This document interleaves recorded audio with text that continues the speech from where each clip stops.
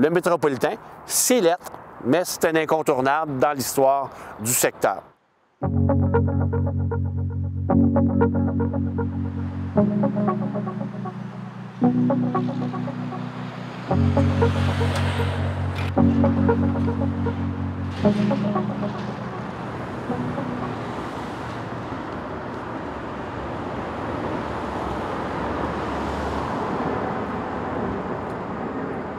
L'autoroute métropolitaine, plusieurs l'appellent une cicatrice urbaine. Alors, c'est quoi son histoire, grosso modo? Il faut remonter quand même assez loin. Montréal change dans les années 20. C'est une ville qui s'urbanise. On a beaucoup d'immigration qui arrive du monde rural, mais aussi de l'extérieur de la province. Alors, la ville grossit. On cherche à faire une autoroute qui va contourner et éviter le centre-ville de Montréal.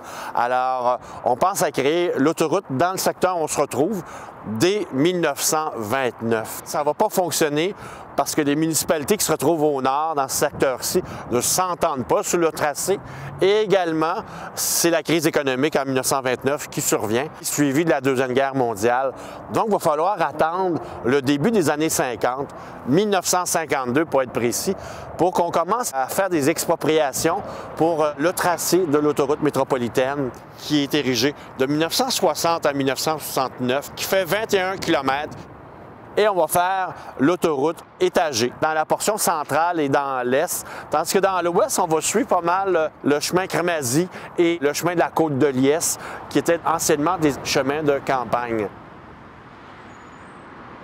L'autoroute métropolitaine est aussi centrale parce que les grandes artères de Montréal qui vont dans un axe nord-sud vont atteindre le métropolitain. Alors, c'est connecté sur tout. Ça va permettre de démobiliser des industries qui étaient soit dans le Vieux-Port, dans des quartiers ouvriers, de venir au nord de la ville et s'établir. On retrouve des grappes industrielles, par exemple, dans Saint-Michel et Saint-Léonard, grâce aux métropolitains. Sinon, ça ne serait pas installé là. Donc, ces anciennes municipalités-là, qui étaient pratiquement rurales. Alors, quand arrive le métropolitain, ça s'urbanise rapidement, ça devient des banlieues et éventuellement, ça devient des quartiers fort urbanisés. C'est une structure qu'on avait conçue pour accueillir à peu près 70 000 voitures par jour.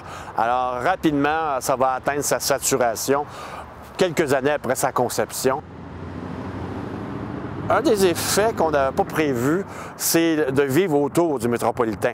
Le bruit, la saturation des voitures, avoir un trafic, et aussi le fait que le métropolitain va se séparer des quartiers en deux. Il va nuire beaucoup au milieu de vie. Par exemple, la paroisse dans Huntsic, Saint-Alphonse-Douville, elle est séparée en deux par cette cicatrice.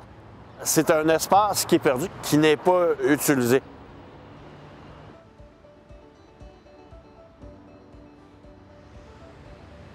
Je sais qu'il y a maintenant des efforts qui sont faits par des acteurs communautaires pour reverdir, se réapproprier l'espace qui est en dessous du métropolitain. C'est toujours des idées qui sont intéressantes. Alors, le métropolitain, qui est bien laid.